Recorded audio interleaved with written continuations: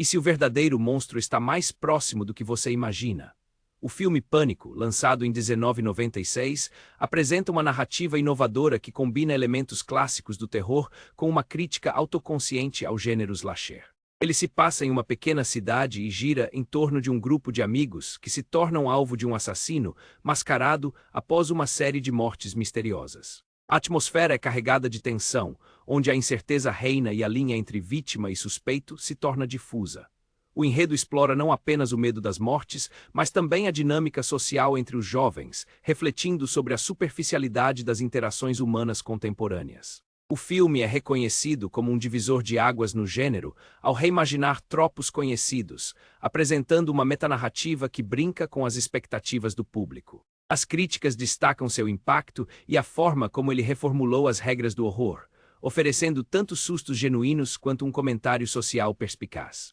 Pânico não é apenas um filme de terror, é uma reflexão sobre a cultura pop e como o medo é construído na sociedade moderna, fazendo com que a audiência repense suas próprias experiências com o gênero. Pânico é uma revolução no gênero slasher, trazendo uma nova perspectiva que não apenas assusta, mas também provoca reflexão.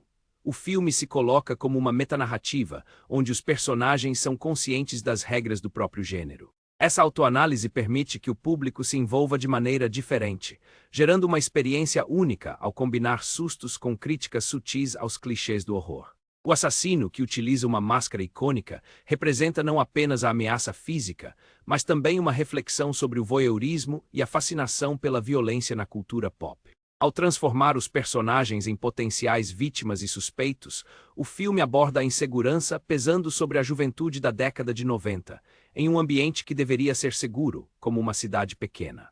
O uso de elementos típicos do filme de terror, como ligações telefônicas ameaçadoras e festas, são simbolicamente ricos, evocando a vulnerabilidade da adolescência. Essa dissonância entre o que se espera e o que realmente acontece torna Pânico um filme que não apenas entretém, mas também questiona as normas estabelecidas, solidificando sua importância como um marco na reinvenção do slasher.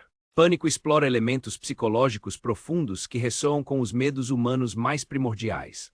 A tensão entre ser suspeito e ser a vítima cria um espaço opressivo onde a confiança e a amizade são testadas. Isso reflete o arquétipo do medo da traição, que é exacerbado pelo fato de que todos, em algum momento, podem se tornar tanto predadores quanto presas. As interações dos personagens revelam camadas de insegurança e paranoia, particularmente em um ambiente escolar que deveria ser um espaço seguro.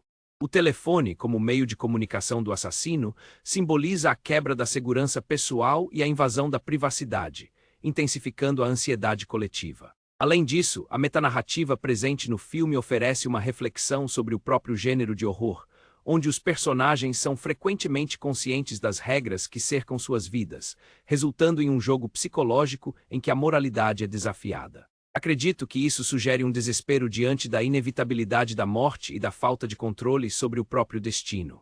Assim, o filme convida o público a confrontar seus próprios medos, questionando não apenas o que é real, mas também como a percepção pode ser manipulada. O jogo do medo em Pânico apresenta uma abordagem inovadora ao gênero slasher, utilizando uma metanarrativa que desconstrói e reinterpreta os códigos do terror. O filme sugere que a verdadeira tensão não reside apenas nas mortes, mas na dinâmica entre os personagens, onde todos se tornam tanto vítimas quanto suspeitos, aumentando a paranoia e a desconfiança.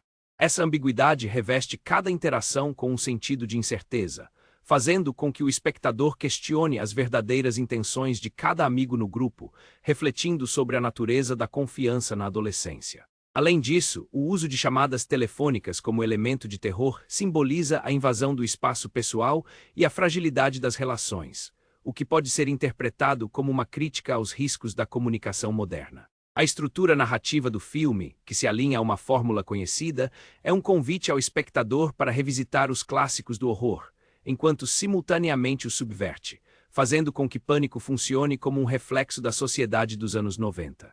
As regras que o filme estabelece e as que quebra representam a luta entre a conformidade e a rebeldia, estabelecendo um diálogo contínuo sobre o que realmente significa ser um herói ou uma vítima em uma sociedade repleta de medo. O final de Pânico é um momento fulcral que não apenas resolve a trama, mas também a recontextualiza, evidenciando as nuances psicológicas e as dinâmicas entre os personagens. A revelação da identidade do assassino, que é um dos membros do círculo de amigos, sugere que o perigo pode estar mais próximo do que imaginamos, um reflexo das preocupações sobre a confiança e a traição em relacionamentos íntimos. Este desfecho também articula um diálogo sobre a metanarrativa do filme, onde as regras do gênero são tanto seguidas quanto subvertidas, fazendo com que o público questione sua própria familiaridade com os clichês do slasher.